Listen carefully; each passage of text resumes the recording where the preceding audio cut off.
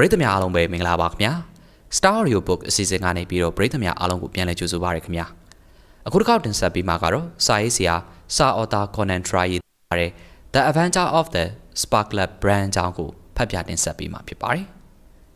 ်စာအော်သာ Conan Doyle ရဲ့ The Adventure of the Sparklet Brand ဟာဆိုရင်တော့ Sherlock Holmes ဇာတ်လမ်းတိုတွေထဲမှာထူးခြားထင်ရှားပြီးလူကြိုက်များတဲ့ဇာတ်လမ်းတစ်ပုဒ်ဖြစ်ပါတယ်ဒီဇာတ်လမ်းဟာအကြောင်းမှတ်ဖွယ်ရာလှုပ်ဝက်စံကျင်မှုဒိုးကြော်နဲ့စုံစမ်းထောက်လှမ်းမှုနဲ့ထိတ်လန့်ဖွယ်ရာအဆုံးသတ်တို့ပေါင်းဆက်ပါဝင်နေတာကြောင့်မို့လို့စာဖတ်သူတွေကိုဆွဲဆောင်နိုင်ခဲ့ပါတယ်ဇာတ်လမ်းကိုတော့ဒေါက်တာဝက်ဆန်ကပြန်ပြောပြတာပါ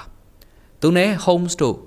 Baker Street မှာအတူတူနေတော့အစာပိုင်းကာလတွေတုန်းကဖြစ်ပွားခဲ့တဲ့အမှုအကြောင်းကိုပြောပြတာပါဒီအမှုဟာတခြားအမှုတွေလိုပဲတာမန်မဟုတ်ပဲထူးခြားဆန်းကျယ်တဲ့အသွင်ပြင်ရှိလို့နေတယ်လို့ဝက်ဆန်ကပြောပါတယ်အဲ့ဒီအချိန်တုန်းကလှုပ်ဝက်ထားဖို့ကတိပေးခဲ့ပေမဲ့အခုအဲ့ဒီအမှုနဲ့ပတ်သက်နေတဲ့အမျိုးသမီးကွယ်လွန်သွားပြီမို့လို့အချက်အလက်တွေကိုထုတ်ဖော်တာလို့ဆိုပါတယ်တနင်္ဂနွေနေ့မနက်9:00 နာရီကျော်လောက်မှာတော့ဝက်ဆန်အိယာကနိုးလာတော့ရှားလော့ဟုံးကိုသူ့အိယာဘေးနားမှာဝစ်စုံအပြည့်ဝစ်ပြီးရပ်နေတာကိုတွေ့ခဲ့ရပါတယ်မနက်စောကြီး client တယောက်ရောက်လာလို့ Holmes ကဝက်ဆန်ကိုလာနှိုးတာလည်းဖြစ်ပါတယ် client ကအမျိုးသမီးငယ်တူဖြစ်ပြီးတော့အရန်ကိုစိတ်လိုရှားနေတယ်လို့ဆိုပါတယ်အဲကန်ထဲကိုရောက်သွားတော့အနက်ရောင်ဝစ်စုံနဲ့မျက်နှာဖုံးတက်ထားတဲ့အမျိုးသမီးတူထိုင်နေတာကိုလည်းတွေ့ခဲ့ရပါတယ်သူမဟာအရန်ကြောက်လန့်နေပြီးတော့တဆက်ဆက်တုံရီလို့နေပါတယ်မျက်နှာဖုံးကိုချွတ်လိုက်တဲ့အခါမှာကြောက်ရွံ့တုန်လှုပ်နေတဲ့တာရဲတစ်ကောင်လိုမျက်လုံးတွေနဲ့မျက်နှာကဖြူရော့ရော့ဖြစ်နေတာကိုမြင်တွေ့ခဲ့ရပါတယ်အသက်ကတော့30ဝန်းကျင်လို့ထင်ရပေမဲ့သပင်တွေကအချိန်မတိုင်ခင်ဖြူနေပြီးတော့မောပန်းနေတဲ့ပုံလည်းပေါ်ပါတယ် Holmes ကတော့သူမကိုကြည့်ပြီးမနက်အစောကြီးရထားနဲ့လာတာဖြစ်မယ်လက်ထဲက return ticket ကိုတွေ့ရတယ်ခရီးမထွက်ခင် Dogart နဲ့မောင်းနှင်လာရတဲ့လမ်းတွေကလည်းရှွန့်နေထူနေလိမ့်မယ်လို့ပြောပါတယ်သူမရဲ့ဝတ်စုံဘဲဘက်လက်ကောင်မှာရှွန့်စေးတွေ9နေရာလောက်ပေးနေတာကို Holmes ကတွေ့ခဲ့တာပါအမျိုးသမီးက Holmes ရဲ့စကားတွေကြောင့်အံ့ဩတုန်လှုပ်သွားပြီးတော့မှန်ကန်ကြောင်းဝန်ခံခဲ့ပါတယ်သူမဟာအရန်ကြောက်လန့်နေပြီးတယောက်တည်းလွတ်မြောက်ဖို့လမ်းမရှိတော့တဲ့အတွက် Holmes ကိုအကူအညီလာတောင်းတာလို့ပြောပါတယ်သူမရဲ့နာမည်ကတော့ Helen Stoner ဖြစ်ပါတယ်Helen Stoner ကသူမရဲ့ဘဝအခြေအနေကိုရှင်းပြပါတယ်။သူမဟာဆိုလို့ရှိရင်တော့စာရေးက Stoke Moran မှာရှိတဲ့ရှေးအကြဆုံး Ryrod မျိုးရိုးရဲ့နောက်ဆုံးကျန်ရည်သူဖြစ်တဲ့ Dr. Grimsby Ryrod ရဲ့မွေးစားသမီးပါ။ Ryrod မျိုးရိုးကအရင်ကချမ်းသာပင်မဲ့လို့အခုတော့မြေယာအနှဲငယ်နဲ့နှစ်ပေါင်း200သက်တမ်းရှိတဲ့အိမ်အဟောင်းကြီးပဲကျန်ရှိပါတော့တယ်။ Dr. Ryrod ဟာဆိုရင်အိန္ဒိယကိုသွားပြီးတော့ဆရာဝန်လုပ်ခဲ့ပေမဲ့ဒေါသအလျောက်အင်းစေရီကိုရိုက်နှက်တပ်ဖြတ်ခဲ့လို့ထောင်ချခဲ့ပြီးထောင်ကလွတ်တဲ့အခါမှာအင်္ဂလန်ကိုပြန်လာခဲ့ပါတယ်။အိန္ဒိယမှာရှိတော့ကဒေါက်တာရီရော့ဟာဆိုရင်တော့ဟယ်လန်ရဲ့အမေဖြစ်သူမေယာဂျန်နယ်စတိုနာရဲ့မုတ်ဆိုးမကိုလက်ထပ်ခဲ့ပါတယ်။ဟယ်လန်နဲ့သူ့အမွှာညီမဖြစ်တဲ့ဂျူလီယာတို့ဟာအဲ့ဒီတုန်းက2နှစ်ပဲရှိသေးတာပါ။သူတို့အမေကတစ်နှစ်ကိုပေါင်1000လောက်ဝင်ငွေရှိပြီးအဲ့ဒီပတ်စံအားလုံးကိုဒေါက်တာရီရော့ကိုပေးခဲ့ပါတယ်။ဒါပေမဲ့သမီး2ယောက်လက်ထပ်ရင်တစ်ယောက်ကိုတစ်နှစ်ကိုပေါင်250စီပေးရမယ်ဆိုတော့စီကန်းချက်တော့ပါဝင်ပါတယ်။မိခင်ဟာအင်္ဂလန်ကိုပြန်လာပြီးမကြာခင်မှာပဲမိရထားမတော်တဆမှုနဲ့ကွယ်လွန်သွားခဲ့ပါတယ်။ဒေါက်တာရီရော့ဟာ Stoke Moran ကအိမ်အဟောင်းကိုပြောင်းလာခဲ့ပြီးမိခင်ရဲ့ပတ်စံနေနဲ့နေထိုင်ခဲ့ပါတယ်။အဲ့ဒီအချိန်ကစပြီးတော့သူ့ရဲ့စိတ်နေစိတ်ထားကကြမ်းတမ်းလာပြီးတော့အိမ်ထဲမှာပိတ်အောင်နေကအိမ်ကြီးချင်းနေနဲ့လည်းရန်ဖြစ်တတ်ပါတယ်။သူ့မိသားစုမျိုးရိုးမှာဒေါသကြီးမျိုးရိုးဖြစ်ပြီးတော့အိန္ဒိယမှာကြာနေခဲ့တာကြောင့်ပိုဆိုးလာတယ်လို့ဟယ်လန်ကထင်ပါတယ်။ရွာသားတွေကသူ့ကိုကြောက်ရွံ့ကြပြီးတော့သူနဲ့ခင်မင်သူဆိုလို့နေရအနှံ့လှဲ့လည်နေတဲ့ဂျစ်စီတွေပဲရှိပါတယ်။ဒေါက်တာရိုက်ရော့ဟာဆိုရင်တော့အိန္ဒိယတရိတ်ဆန်တွေကိုလည်းမွေးမြူထားပြီးကျက်တစ်တကောင်နဲ့လူဝင်တကောင်ဟာမြေပြင်ပေါ်လွတ်လွတ်လပ်လပ်လှဲ့လည်နေခဲ့ပါတယ်။ဒီလိုအခြေအနေမျိုးမှာဟယ်လန်နဲ့ဂျူလီယာတို့ဟာဘဝမှာပျော်ရွှင်မှုသိမ့်မရှိကြတော့ဘဲနဲ့အိမ်အလုပ်တွေကိုကိုယ်တိုင်လုပ်ကြပါတယ်။အိမ်စေတွေကိုလည်းမခိုင်းကြပါဘူး။ဂျူလီယာဆိုရင်တော့လွန်ခဲ့တဲ့2နှစ်ကအတော့အိမ်ကိုသွားလေရင်းနဲ့မရိန်းမေဂျာတဦးနဲ့ဆိတ်ဆက်ခဲ့ပါတယ်။ဒေါက်တာရိုက်ရော့ကတော့ဒီစိတ်ဆက်မှုကိုကန့်ကွက်ခြင်းမရှိပါဘူး။ဒါပေမဲ့မင်္ဂလာဆောင်ဖို့သတ်မှတ်ထားတဲ့နေ့မတိုင်ခင်နှစ်ပတ်အလိုမှာ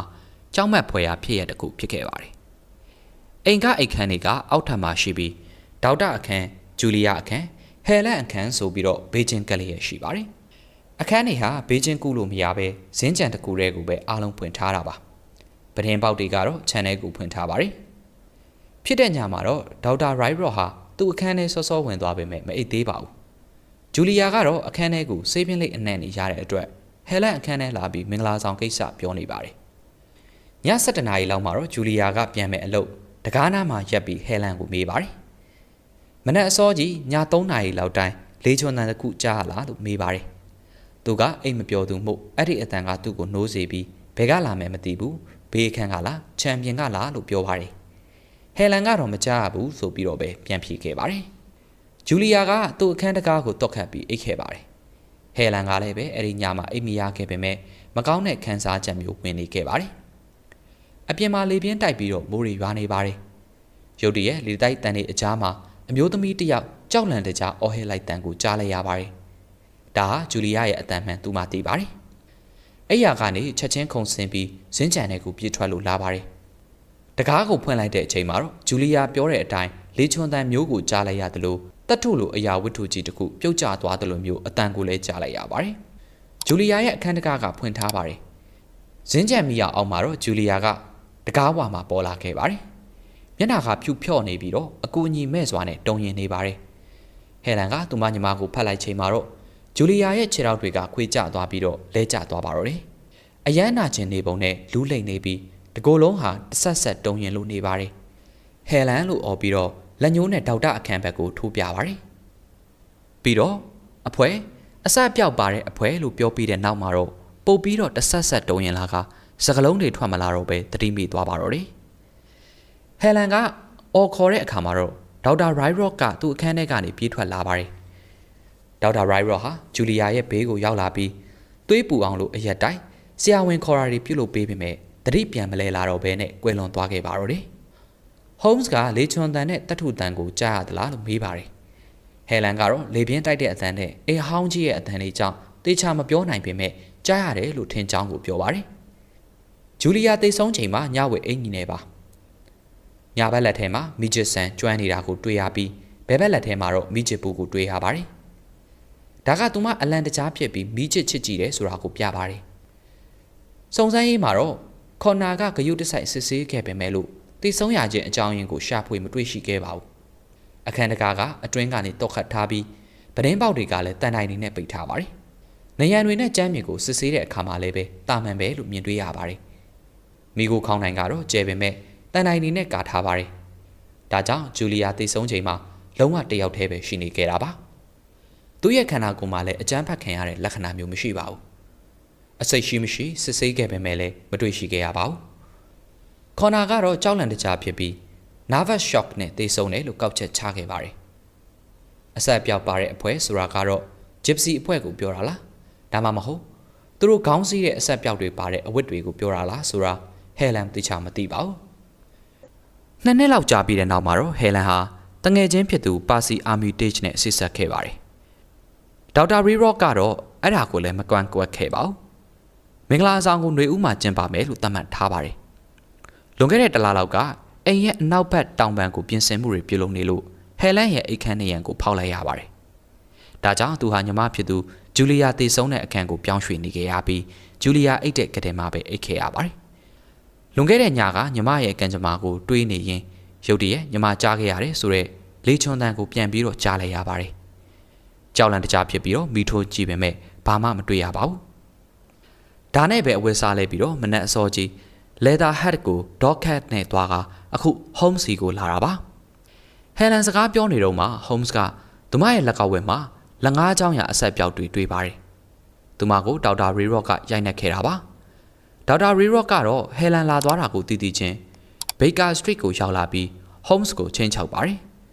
်သူ့ကိစ္စတွေမှာဝင်မပါဖို့နဲ့သူဟာအနေရများတဲ့သူဖြစ်ကြောင်းပြောပါတယ်တန်ဖိုထိုးတန်ကိုကောက်ယူပြီးအားပြင်းပြင်းနဲ့ကြွေးချိုးပြပါတယ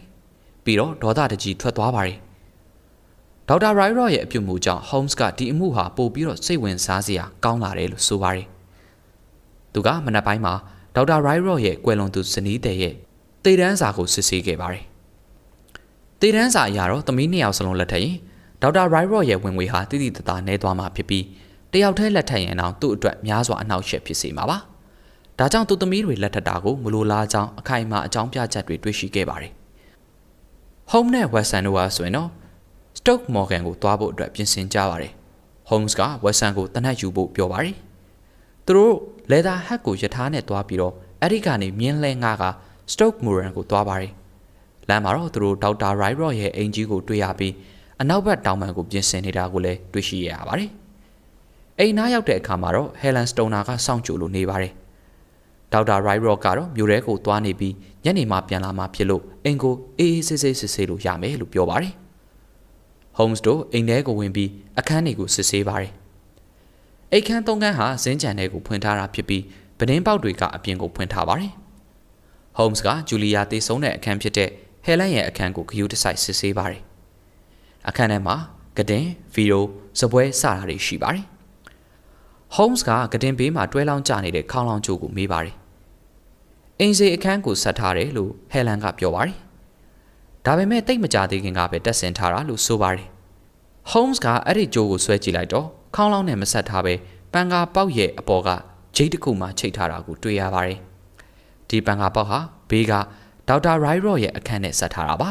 ။ Holmes ကဒီပန်ကာပေါက်ကိုအပြင်ဘက်နဲ့မဆက်ထားပဲဘေးကန်းနဲ့ဆက်ထားတာထူးဆန်းတယ်လို့ပြောပါတယ်။ဒါဟာခေါင်းလောင်းကျိုးတက်ဆင်ထားတဲ့အချိန်လောက်ကပဲပြုလုပ်ထားတာလို့ဟယ်လန်ကပြောပါတယ်။ Holmes ကဒေါက်တာရိုက်ရော့ရဲ့အခန်းကိုလည်းစစ်ဆေးပါတယ်။သူအခန်းကပူကျဲပေမဲ့တာမန်ပရီဘောကတွေပဲထားပါတယ်။စောက်တွေကလတ်ထိုင်းစပွဲဝိုင်းတန်တစ်တာကြီးစတာတွေရှိပါတယ်။တန်တစ်တာပေါ်မှာနို့ပကံလုံးတစ်လုံးကိုတွေ့ရပါတယ်။ဒေါက်တာရိုက်ရော့ကကြောင်မမွေးပေမဲ့ကြက်တက်နဲ့လူဝင်ကိုမွေးထားပါတယ်။ Holmes ကတော့တသားကလတ်ထိုင်းကိုလည်းဂရုတစိုက်စစ်ဆေးပါတယ်။ကတင်တောက်မှာတော့ခွေးရကျိုးတစ်ချောင်းချိတ်ထားပြီးအဲ့ဒီကျိုးကိုပတ်ပြီးထုံးချီထားတာကိုလည်းတွေ့ရပါတယ်။ Holmes ကအခန်းထဲကိုစစ်ဆေးပြီးတဲ့နောက်ဒေါက်တာရိုက်ရော့ရဲ့ပတင်းပေါက်ရှက်တာတွေကိုအပြင်ဘက်ကနေဖွင့်ဖို့စူးစမ်းကြည့်ပေမဲ့မအောင်မြင်ခဲ့ပါဘူး။ပတင်းပေါက်တွေကိုတန်တိုင်းနေခတ်ထားပြီးအတွင်းကတော့ခတ်ထားရင်ဘယ်သူမှဝင်ထွက်လို့မရနိုင်ပါဘူး။ Holmes ကသူနဲ့ဝက်ဆန်ဟာအဲ့ဒီညမှာဟယ်လန်ရဲ့အခန်းထဲမှာအိပ်ရမယ်လို့ပြောပါတယ်။ဟယ်လန်ကကောင်းကိုက်ချင်အောင်ဆောင်ပြီးဒေါက်တာရိုက်ရော့ပြန်လာရင်သူ့အခန်းထဲမှာပဲနေဖို့ဒေါက်တာရိုက်ရော့အိပ်ရဝင်တာသိကြရင်ပတင်းပေါက်ရှက်တာတွေကိုဖွင့်ပြီးမီးအိမ်တင်ထားကအရင်နေခဲ့တဲ့အခန်းကိုပြောင်းနေဖို့ညွှန်ကြားပါတယ်။ကျန်တာကို Holmes နဲ့ Watson တို့ဆက်လုပ်ရမယ်လို့ပြောပါတယ်။ Holmes ကညီမဖြစ်သူတေဆုံးခဲ့ရတဲ့အကြောင်းရင်းကိုသိနေပြီလားလို့ Helen ကမေးပေမဲ့ Holmes ကတော့ပိုပြီးသေးကြတဲ့သက်သေတွေလိုအပ်သေးတယ်လို့ပြောပါတယ်။ Holmes နဲ့ Watson တို့ဟာ Crown Inn မှာအခန်းယူပြီးတော့ဒေါက်တာရိုက်ရော့ရဲ့အိမ်ကိုစောင့်ကြည့်နေပါတယ်။ညဘက်မှာဒေါက်တာရိုက်ရော့ပြန်လာတာကိုမြင်ရပါတယ်။ Holmes က Watson ကိုအဲ့ဒီညမှာအန္တရာယ်ရှိနိုင်တယ်လို့ပြောပါတယ်။ Holmes ကတော့အခန်းထဲကပန်ကာပေါက်နဲ့ခေါင်းလောင်းကျိုးတက်ဆင်ထားတာဟာဂျူလီယာသေဆုံးတဲ့အချိန်ဝန်းကျင်မှာပြုလုပ်ထားတာဖြစ်ပြီးဒါရီဟာအမှုနဲ့ဆက်ဆက်နေတယ်လို့ထင်မြင်မိကြောင်းဝက်ဆန်ကိုပြောပြပါတယ်။ကတင်ကိုလည်းကျမ်းပြင်မှာမြဲမြံအောင်တွေ့ထားတာကြောင့်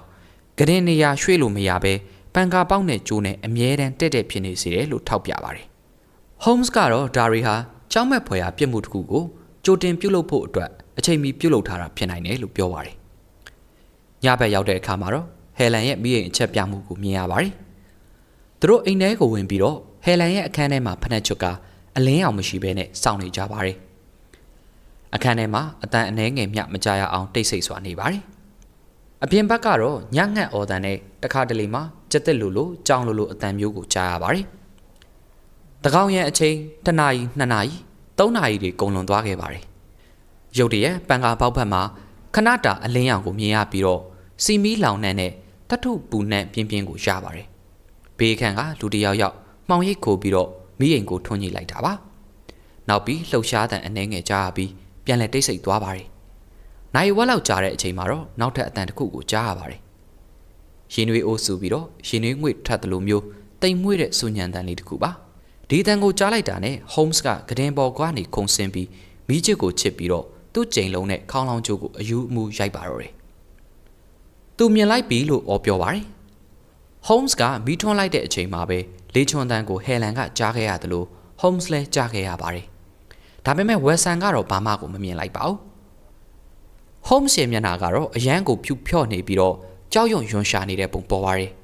။သူရိုက်နှက်တာရက်ပြီးတော့ပန်ကာပေါက်ကိုကြည့်နေတော့မှပဲရုတ်တရက်ညရဲ့တိတ်ဆိတ်မှုတွေကကြောက်မက်ဖွယ်ရာအော်ဟစ်တန်ကြီးပေါ်ထွက်လာပါတယ်။ဒါဟာနာကျင်မှုကြောက်ရွံ့မှုဒေါသတို့ရောနှောနေတဲ့အော်တန်ပါ။ရွာနီးကလူတွေတောင်မှပဲဒီအတန်ကိုကြားပြီးတော့အိယာကနေနိုးသွားတယ်လို့ဆိုပါတယ်။အော်တန်တိတ်သွားတော့ Holmes ဟာဒါဟာအားလုံးပြီးဆုံးသွားပြီလို့ပြောပါတယ်။သူတို့ဒေါက်တာရိုက်ရော့ရဲ့အခန်းထဲကိုတနက်ကင်ပြီးတော့ဝင်သွားကြပါတယ်။ အခန်းထဲမှာထူးခြားတဲ့မြင်ကွင်းကိုတွေ့လိုက်ရပါတယ်။ဇပွဲပေါ်မှာမှောင်ရိပ်ခိုမီးအိမ်နဲ့နို့ပကံလုံးတင်ထားပြီးဘေးကတသားကလတ်ထိုင်ပေါ်မှာဒေါက်တာရိုက်ရော့ထိုင်နေပါတယ်။သူ့ပေါင်ပေါ်မှာခွေးဟိုက်ကျိုးကိုတင်ထားပါတယ်။သူ့မျက်နှာကအပေါ်ကိုမော့နေပြီးမျက်လုံးတွေကအေးခဲမှကြော်နေပါတယ်။သူ့နှဖူးမှာအညိုရောင်အဆက်ပြောက်တွေပါတဲ့ထူးခြားတဲ့အဝါရောင်အရာတစ်ခုနဲ့ပတ်ထားတာကိုလည်းမြင်တွေ့ရပါတယ်။ Holmes ကတော့ဒါဟာအဆက်ပြောက်ပါတဲ့အဖွဲပဲလို့တူတူလေးရေရွတ်လိုက်ပါတယ်။ဝက်ဆန်ကရှေ့တိုးလိုက်တဲ့အချိန်မှာဒေါက်တာရိုက်ရော့ရဲ့ခေါင်းမှာပတ်ထားတဲ့အရာကလှုပ်ရှားလာပြီးသူ့စပင်တွေကြားထဲထိုးထွက်လာတဲ့အခါမှာကြောက်စရာကောင်းတဲ့မွေတစ်ကောင်ရဲ့ခေါင်းနဲ့လေပင်ဖြစ်တာကိုမြင်တွေ့ရပါတော့တယ်။ Holmes ကတော့ဒါဟာအိန္ဒိယမှာအစိတ်အပြင်းဆုံးမွေလို့ပြောပါတယ်။ဒေါက်တာဟာအကိုက်ခံရပြီး10စက္ကန့်အတွင်းသေဆုံးသွားတာလို့ဆိုပါတယ်။ Holmes ကမွေကိုခွေးရိုက်ကြိုးနဲ့ဖမ်းပြီးတန်တက်တာတဲ့ထဲကပိတ်လိုက်ပါတယ်။ပြီးတဲ့နောက်မှာတော့ Helen Stoner ကိုလုံခြုံတဲ့နေရာကိုပို့ပြီးတော့ရဲကိုအကြောင်းကြားဖို့လည်းပြောပါတယ်။နောက်နေ့မနက်မှာတော့ပြန်လာရင်းနဲ့ Holmes ကဝက်ဆန်ကိုရှင်းပြခဲ့ပါတယ်။ Gypsy ရှိရဲဆိုတဲ့အချက်ရဲ့ဂျူလီယာရဲ့အဖွဲဆိုတဲ့စကားကြောင့်သူအစကလမ်းမသွားခဲ့ကြောင်းကိုဝန်ခံခဲ့ပါတယ်။ဒါပေမဲ့အခန်းထဲဝင်ထွက်လို့မရဘူးဆိုတာသိကြတဲ့အခါပန်ကာအပေါက်နဲ့ခေါင်းလောင်းကျိုးကိုအာရုံစိုက်မိခဲ့ပါတယ်။ခေါင်းလောင်းကျိုးဟာတကယ်ခေါင်းလောင်းနဲ့မဆက်ထားပဲကဒင်ကိုလည်းပဲမြဲမြံအောင်တွေ့ထားတာကိုတွေ့ရတဲ့အခါဒီကျိုးဟာပန်ကာပေါက်ကနေတခုခုဆင်းလာဖို့အတွက်တရားအဖြစ်နဲ့တုံတာလို့တန်တရားဖြစ်မိပါတယ်။အိန္ဒိယတရိษံတွေမွေးထားတာနဲ့ပေါင်းပြီးမွေးဖြစ်နိုင်တယ်လို့တွေးမိပါတယ်။ဓာတုဗေဒအနေနဲ့စစ်ဆေးလို့မရတဲ့အစိတ်တစ်မျိုးကိုအသုံးပြုဖို့စိတ်ကူးဟာအရှေ့တိုင်းမှာကြင့်ကြံခဲ့တဲ့ပါးနှက်ပြီးရက်ဆက်သူတယောက်ရဲ့စိတ်ကူးမျိုးဖြစ်ပါတယ်။အစိတ်ကမြ мян အာနိသင်ပြတာကလည်းသူ့အတွက်အားသာချက်ပါပဲ။သေးငယ်တဲ့အဆွဲရနှစ်ခုကိုရှာဖွေဖို့ကတော်ယုံကိုရိုနာအတွက်တော့ခက်ခဲပါတယ်။ညဘက်လေချွန်တန်ကတော့မနက်မိုးမလင်းခင်မွေးကိုပြန်ခေါ်တာဖြစ်ပါတယ်။နို့ကိုအသုံးပြုပြီးတော့မွေးကိုလေ့ကျင့်ပေးထားတာဖြစ်နိုင်ပါတယ်။ညဘက်မှာတော့ပန်ကာပေါက်ကနေမွေးကိုထည့်လိုက်ရင်ကျိုးအတိုင်းဆင်းလာပြီးကဒင်ပေါ်ရောက်မယ်။အိတ်နေတဲ့သူကိုကိုက်ချင်မှလည်းကိုက်လိမ့်မယ်။ဒါပေမဲ့တစ်ပတ်ကြာသည်ဖြစ်စေနှစ်ပတ်ကြာသည်ဖြစ်စေနောက်ဆုံးမှာတော့သေဆုံးရမှာပါ။ဒေါက်တာအခန်းကိုစစ်ဆေးတော့သူ့ကလတ်ထိုင်ပေါ်မှာမကြာခဏရက်နေတဲ့လက္ခဏာတွေမြင်တွေ့ရပါတယ်။ပန်ကာပေါက်ကိုလှမ်းမိဖို့ဒါလိုအပ်ပါတယ်။တန်တက်တာနို့ပကံလုံးခွေးရိုက်ကျိုးမှာပါတယ်ထုံးကြည့်ထားတာတွေကသူ့တန်တရားကိုအပိသက်ပျောက်စေပါတယ်။ဟဲလန်ကြားလိုက်ရတဲ့တထုတန်ကတော့မွေကိုပြန်ခေါ်ပြီးဒေါက်တာကတန်တက်တာတကားကိုအမြန်ပိတ်လိုက်တဲ့အတန်ဖြစ်ပါတယ်။ Holmes ကအဖြစ်မှန်ကိုသိရှိပြီးတဲ့နောက်တက်တည်ပြဖို့ဆုံးဖြတ်ခဲ့ကြောင်းပြောပါတယ်။မွေတွန်တန်ကိုကြားရတော့မိထွန်းပြီးကြိမ်လုံးနဲ့ရိုက်နှက်ခဲ့ရာမွေဟာပန်ကာပေါက်ထဲကိုပြန်ဝင်သွားပြီးတော့တစ်ဖက်မှာရှိတဲ့သခင်ဖြစ်သူကိုပြန်လဲကိုက်မိတာပါ။သူ့ရဲ့ရိုက်နှက်မှုတချို့ဟာမွေကိုထိမှန်ခဲ့ပြီးဒေါသထွက်ခါသူ့ကိုမြင်တဲ့ပထမဦးဆုံးလူကိုပြန်တိုက်ခိုက်တာပဲဖြစ်ပါတယ်။ဒီလိုနည်းနဲ့ Holmes ဟာဒေါက်တာရိုက်ရော့ရဲ့သေဆုံးမှုအတွက်တွဲဝိုက်သောအဖြစ်တာဝန်ရှိပေမဲ့သူ့အတွက်တော့စိတ်ထဲမှာလေးလံနေမှာမဟုတ်ဘူးလို့ဆိုပါတယ်။တရားဝင်စုံစမ်းစစ်ဆေးရေးမှာတော့ဒေါက်တာဟာအန်ရည်များတဲ့အိမ်မွေးတရိษံနဲ့ကစားရင်သေဆုံးခဲ့တာလို့ကောက်ချက်ချခဲ့ကြောင်းဝက်ဆန်ကနောက်ဆက်တွဲဖော်ပြပါတယ်။ဟဲလန်ကိုလည်းပဲသူ့အတော်စီကိုလိုက်ပို့ခဲ့ပါတယ်။ The Adventure of the Sparklet Band ဟာဆိုရင်တော့ရှားလော့ဟုံးရဲ့အထင်ကြီးဇလန်တပုတ်ဖြစ်ပြီးသူ့ရဲ့ဉာဏ်ရည်ထက်မြက်မှုစွန်စားကန်းတွေနဲ့ထူးခြားဆန်းကျယ်တဲ့စိတ်ဟန်တွေကြောင့်ယနေ့တိုင်လူကြိုက်များနေစေပဲဖြစ်ပါတယ်ခင်ဗျာ။ဟုတ်ကဲ့ပါ။ The Adventure of the Sparklet Band ဆိုတဲ့စာအုပ်ကလေးကိုဖတ်ပြပေးခဲ့တာကတော့ Star Audio Book အစီအစဉ်ကနေပြီးတော့ဖတ်ပြတင်ဆက်ပေးခဲ့တာပဲဖြစ်ပါတယ်။နောက်ဆက်ပေးခဲ့ကြတဲ့ပရိသတ်များအားလုံးကျေးဇူးအထူးပဲတင်ရှိပါတယ်ခင်ဗျာ။ ကျမတို့ရဲ့ Star Audio Book Channel ကို Like Subscribe လုပ်ဖို့မမေ့ပါနဲ့နော်